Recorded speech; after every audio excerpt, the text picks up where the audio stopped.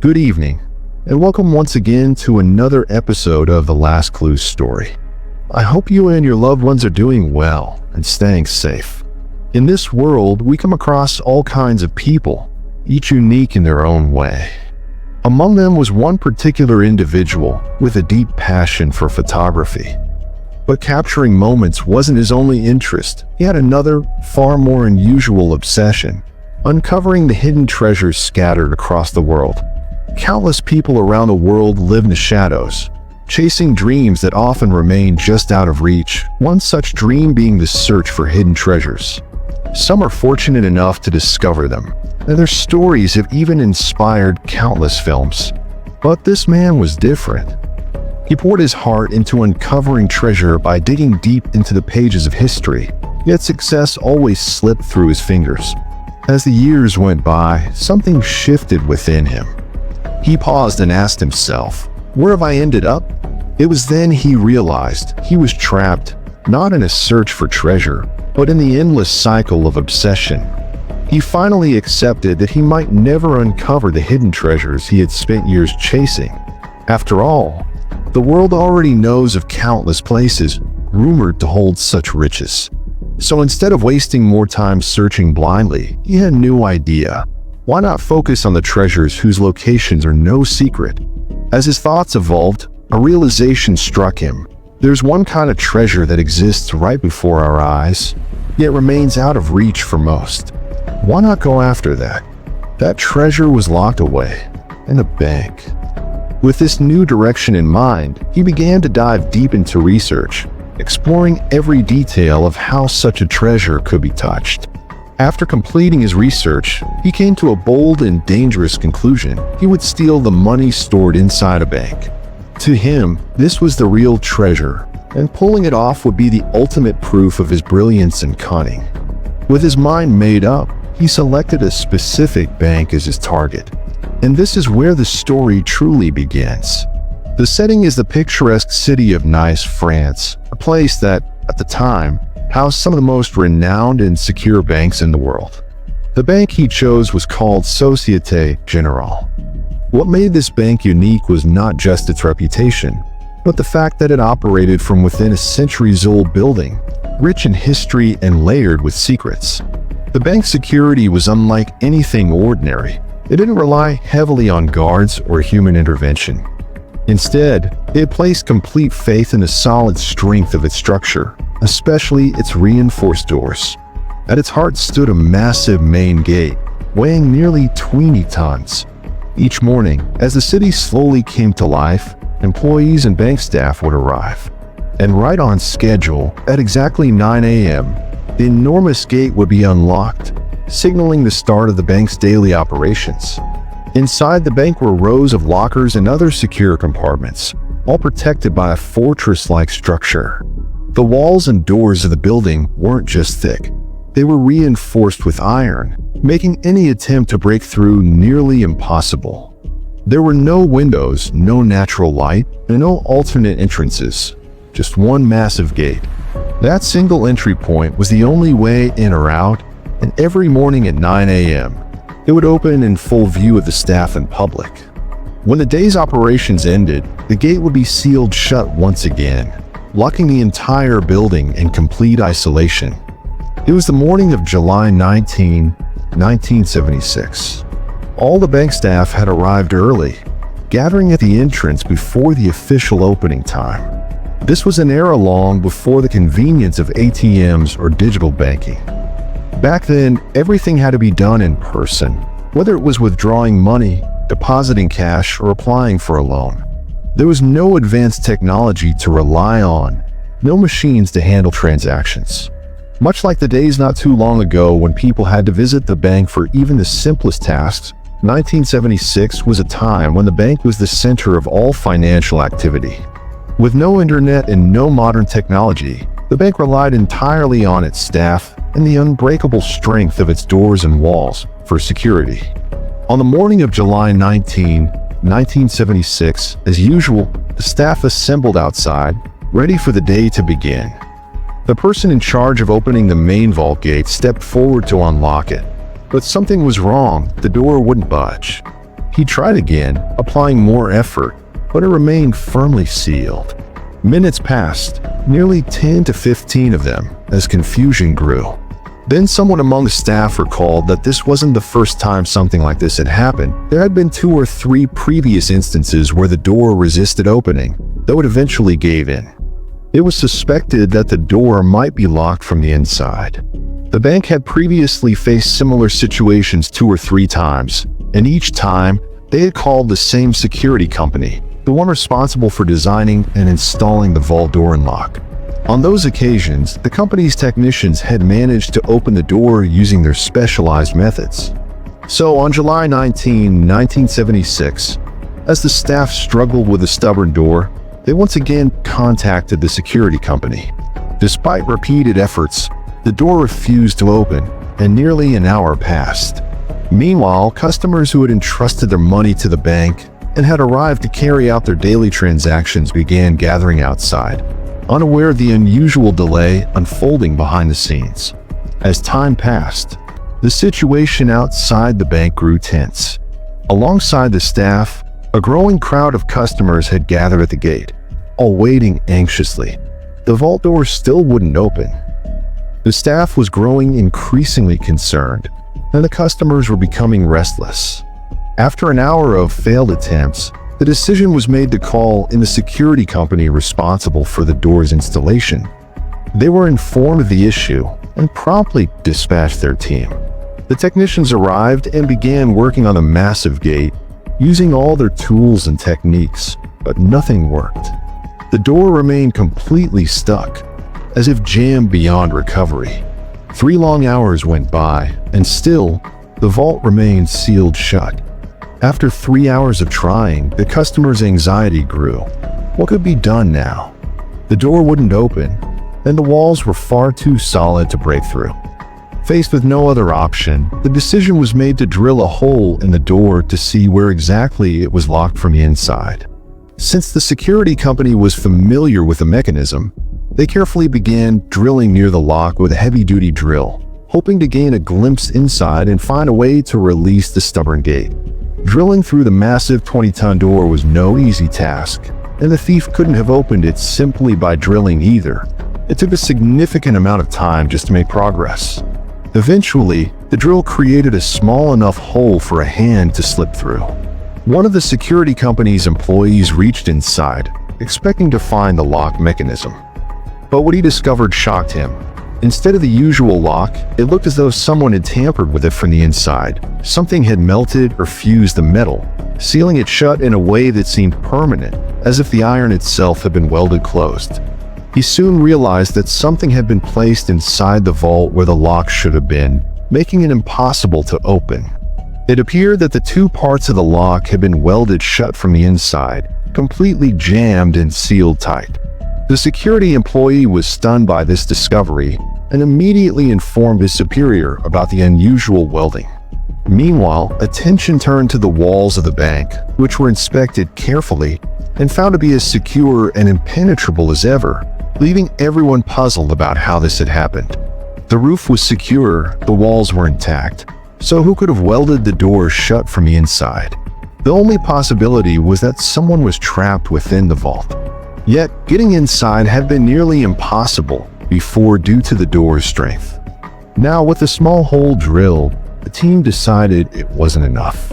As the crowd outside grew larger and more impatient, the bank officials agreed to enlarge the hole, making it big enough for a person to enter and finally uncover what was behind that sealed door. Once the hole was enlarged, the first person stepped inside and immediately let out a scream. Inside, it was chaos. Every locker was broken open, the vaults had been emptied, and all the valuables were gone. One by one, others cautiously entered, taking in the devastation. Their eyes were drawn to the welded door, still firmly sealed shut by the welding machine, a final barrier that made it clear the system had been deliberately locked to prevent reopening. That's why the door wouldn't open. The welding had sealed it shut. Once the weld was carefully broken and removed, the door finally swung open. Inside, the scene was clear.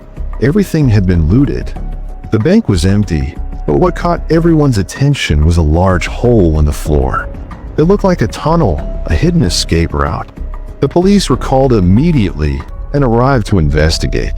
As they thoroughly inspected the bank, the first thing that caught their eyes was a message scrawled on one of the walls, hinting at the mystery behind the heist. It was possible that the person behind the entire heist had left a message behind, a signature of sorts. Written in French, the message translated to English as "without weapons, without hatred, and without violence." A powerful statement that revealed the robbery had been carried out with precision, not brutality. It was now clear this was indeed a bank robbery. And not just any robbery. It was a massive heist worth $110 million. Though some sources initially called it a 100 crore bank robbery, the actual scale was far greater. The question that now haunted everyone was, how is such a robbery even possible? The police immediately launched a full-scale investigation to uncover the truth. As the police examined the tunnel, it became clear that someone had to go inside to find out where it led. One of the officers descended into the darkness, and the team followed. The tunnel was pitch black, and they carefully made their way forward. After walking for some distance, they discovered that the tunnel connected to the city's underground sewer line. Eventually, the officers emerged from the sewer at a secluded, deserted spot in the city.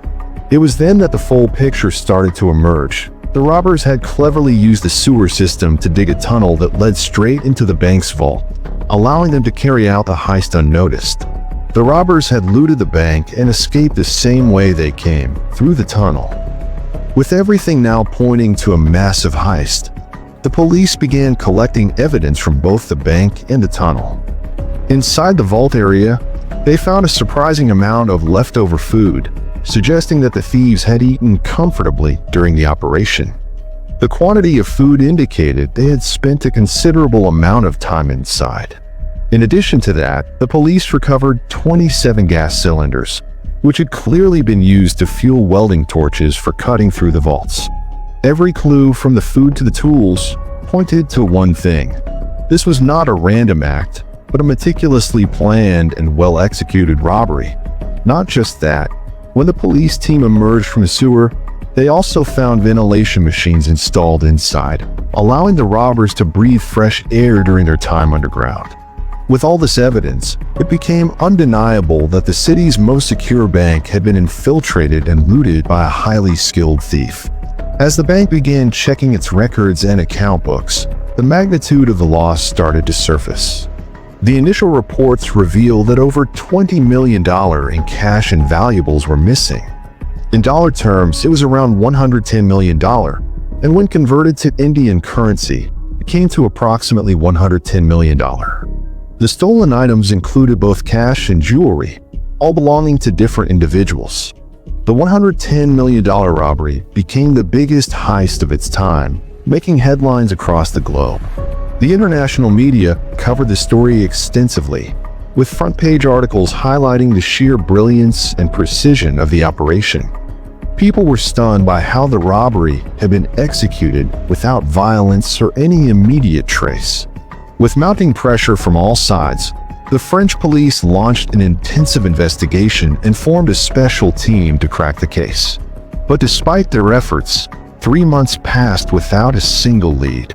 By October 1976, the case remained unsolved, and the hunt for the culprits behind a massive $110 million heist continued.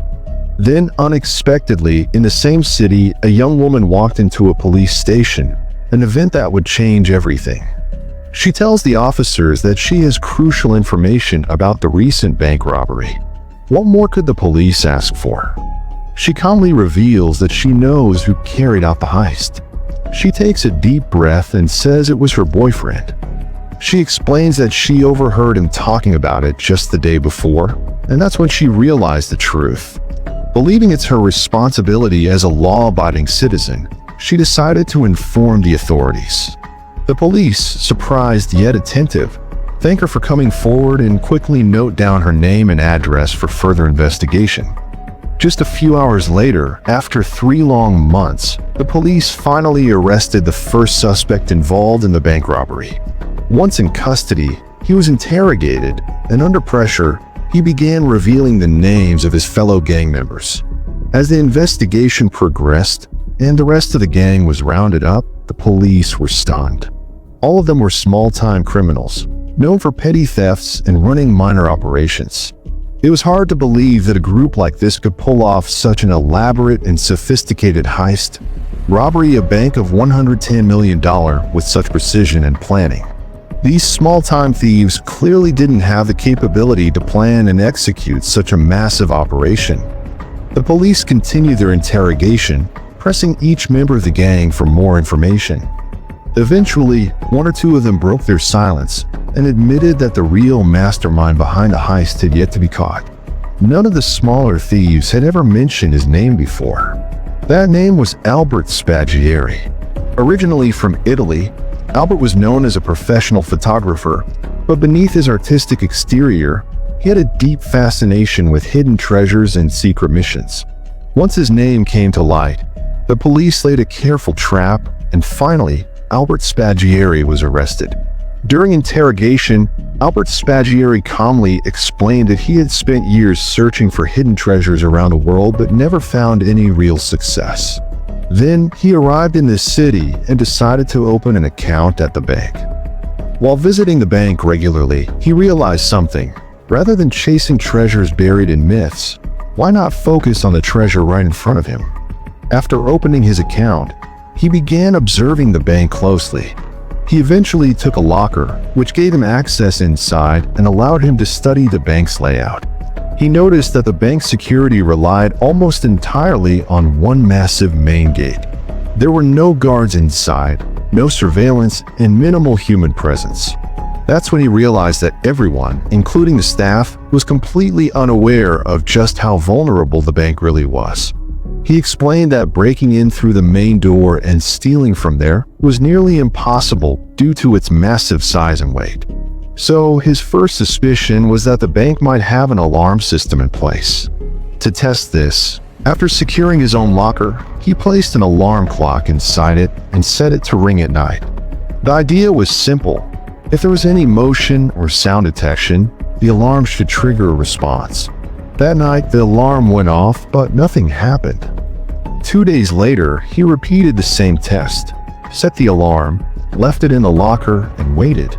Again, the bell rang during the night, and once again, there was no reaction from the bank or its security. He became certain that the bank had no active security system capable of detecting unusual activity. If there had been sensors or alarms, the ringing of an alarm clock inside the locker would have triggered some response, but nothing happened. The bank continued operating normally from morning to evening, completely unaware. This convinced him that robbing the bank might actually be possible. Taking the next step, he disguised himself as an engineer and went to the city's municipal office. Before that, he had already surveyed the area around the bank thoroughly. At the municipal office, posing as a professional, he requested and obtained the city's official maps. He examined the map closely, studying the layout of the bank and everything surrounding it. But no matter how carefully he looked, he couldn't find a direct way to access the bank. There were no visible openings, no vents, and no light sources that could be used as an entry point. That's when a new idea struck him. Instead of trying to break in from above ground, why not go underground? Using the city map, he discovered that several sewerage lines ran beneath the area. After some careful consideration, he identified and marked one specific line that seemed most promising. One day, he entered the sewer himself and began taking measurements. As he explored, he discovered a section where the main sewer line of the city had a slight break or opening. That's when he realized that if a tunnel was dug from that point, it could lead directly into the bank. The plan started taking shape. Everything seemed possible now, but there was still a major challenge. According to his measurements, he would need to dig a tunnel stretching 26 feet from the main sewer line to reach the inside of the bank. He realized that building a tunnel alone was impossible, especially since he didn't have any experience in such work. So he began researching and eventually learned about a gang known for petty crimes in the city. He approached them with his plan and shared his idea of robbing the bank by building a tunnel. The gang was interested but warned him that the tunnel would take time to build because such work could only be done secretly during the night hours when there was no risk of being seen or heard. In the cover of night, the gang began digging the tunnel through the sewer line. It took them 2 full months to complete the 26 feet long tunnel. Once the tunnel was ready, they waited for the perfect moment to strike, a weekend when the bank would be closed. Since the bank remained shut on Saturday and Sunday and only reopened on Monday, they chose Saturday as the day of the heist. As soon as the bank closed on Saturday evening, the gang entered through the tunnel, carrying gas cylinders, metal cutters, food, and water. They then stayed inside the bank for the next 27 hours. On Saturday and Sunday, the gang worked with complete confidence, breaking open each locker one by one. They even had lunch, breakfast, and dinner inside the bank, taking their time without any rush. After looting everything, they used a welding machine to seal the bank's main gate from the inside, ensuring no one could enter. Since there was no other entry or exit, their plan seemed flawless. But everything fell apart when the girlfriend of one of the gang members informed the police. One by one, they were all caught, including the mastermind behind it all. He was brought before the judge, and all the evidence pointed directly at him. With no way out, he admitted to being the mastermind behind the entire heist. Considering the scale of the robbery, the court handed him a life sentence. However, despite capturing him, the authorities still hadn't recovered most of the stolen wealth. Only a fraction was found. The police believe he knew where the rest was hidden, so they tried persuading him by offering a reduced sentence if he revealed the location. But he refused to say a word. When he was finally sentenced to life imprisonment, the judge gave him one last chance to reveal the truth. Instead of speaking, he scribbled a coded word on a piece of paper and handed it to the judge, saying, "All the loot is hidden at the location this code points to." He claimed the stolen wealth was stashed in different places, and only the code could reveal where. When the judge asked him to decode it, he calmly refused, saying, "I won't say anything in front of everyone. The code is enough, I've done my part." He said, "I'll decode it, but only in front of you alone in your chamber." The judge agreed. The others left the courtroom, and the thief was taken to the judge's chamber. Once inside, the judge asked him to explain the code. He stalled, pretending to think. Then suddenly, he glanced toward the window. It was on the first floor. In a flash, while the judge was momentarily distracted, the thief ran and leapt out of the window. Below, a motorcycle was already waiting. As soon as he jumped down, he landed on a motorcycle and sped away. Even after being sentenced to life imprisonment, he escaped right in front of the judge, using the excuse of revealing the treasure's location. After that, he vanished without leaving a trace. The police searched everywhere, but he was never found again. Time passed, and the mystery deepened. Then years later, on June 8, 1989, news came from Italy. Albert's mother announced that her son had died that day. When asked about the cause of death, she simply said, "I don't know.